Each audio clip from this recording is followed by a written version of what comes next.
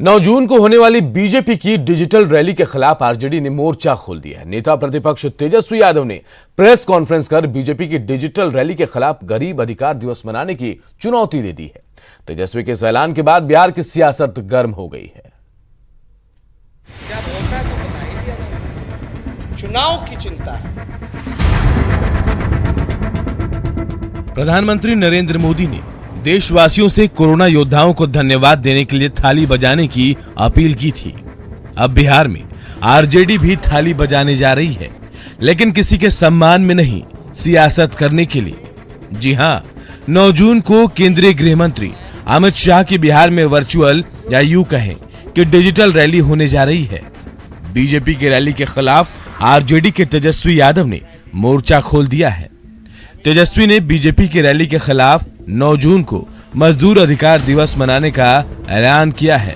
एक व्यक्ति से कहना चाहते हैं कि 9 तारीख को जो हम लोग गरीब अधिकार का जो हम लोग बात कर रहे हैं, उसके लिए आप लोग आगे आइए, प्रतिकार कीजिए और सरकार को नींद में जो सोई हुई है उसको जगाने का काम कीजिए।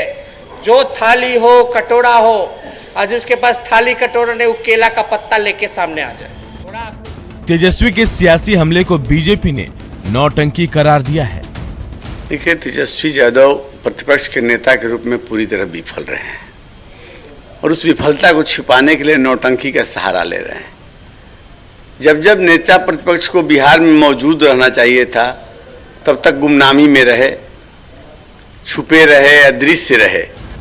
कोरोना संकट भले ही मजदूरों के लिए परेशानी का सबब बनकर आया हो, बिहार की विपक्षी पार्टियों के लिए एक बड़ा मौका है और चुनावी साल में विपक्षी पार्टियां इस मुद्दे को किसी भी हाल में भुना लेना चाहती हैं। देखना ये होगा कि राजनीतिक हथकंडों से इन्हें कितना फायदा होता है। न्यूज़ 18 के लिए पटना से साकेत कुमार की रिपोर्ट। कोरोना संकट के दौर में देश के प्रधानमंत्री से लेकर मुख्यमंत्री तक लोगों तक सहायता पहुंचाने की बात कह रहे हैं। ऐसे में हमारे और आपके जनप्रतिनिधि क्या कर रहे हैं, इसकी जानकारी हम आपको देते हैं। विवेक ठाकुर जो बीजेपी से राज्यसभा सांसद चुने गए हैं, सांसद चुने जाने के ठीक 2 दिन बाद पूरे भारत में लॉकडाउन शुरू हो गया।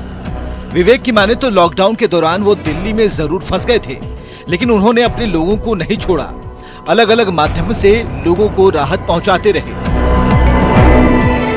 हमने 2000 सूखा पैकेट का वितरण कराया पटना में, जिसको हम लोग अपने पार्टी के भाषा में मोदी किट कहते हैं। इनसे मिलिए, ये हैं पाटलिपुत्र के बीजेपी सांसद रामकृपाल यादव। इनके बारे में मशहूर है कि ये जनता के बीच के नेता हैं, तो जनता की अपेक्षा भी ज्यादा होती है। लॉकडाउन में ये दिल्ली में फंस गए, लेकिन जैसे ही राहत मिली ये पटना पहुंचे। इन्होंने इस लॉकडाउन के दौरान लगभग 15,000 लोगों तक सूखा राशन पहुंचाया है और साथ ही अलग अलग माध्यम से लोगों को राहत पहुंचाई है। लॉकडाउन हुआ तो मैं दिल्ली में फंसा हुआ था, मगर मेरे अनुपस्थिति में मेरा छोटा लड़का और अपने कार्यकर्ताओं के साथ मिल करके लोगों तक सेवा भाव से बिल्कुल जो हमारी पार्टी का डायरेक्शन था, प्रधानमंत्री जी का डायरेक्शन था, अपील था, उसको फॉलो अप किया। बीजेपी के कुम्हार से विधायक अरुण कुमार सिन्हा, इन पर अपनी जनता तक राहत पहुंचाने की बड़ी जिम्मेदारी थी।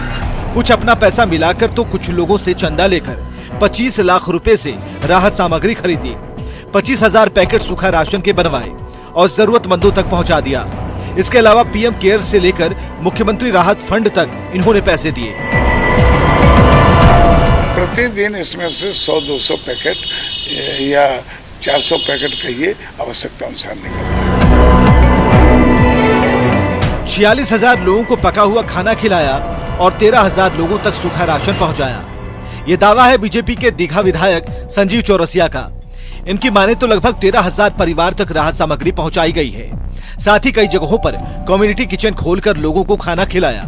अपने राहत सामग्री के साथ जागरूकता वाला पर्चा भी डालते हैं, ताकि लोग कोरोना वायरस में अपना बचाव कर पाएं।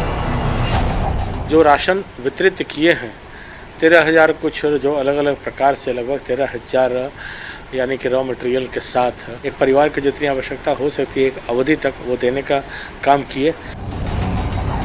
बीजेपी विधायक और सांसदों की माने तो पीएम केयर से लेकर मुख्यमंत्री राहत फंड तक पैसे जुटाने की जिम्मेदारी भी उनके ऊपर रही और क्षमता के मुताबिक उन्होंने ये काम भी किया। ये तो नेताओं के दावे हैं, अब इन दावों की सच्चाई तो जनता ही तय करेगी कि उनके लिए तत्पर नेताओं की राहत कितनी उन तक पहुंच पाई है। न्यूज़ 18 के लिए पटना से ब्रिजम पांडे की रिपोर्ट।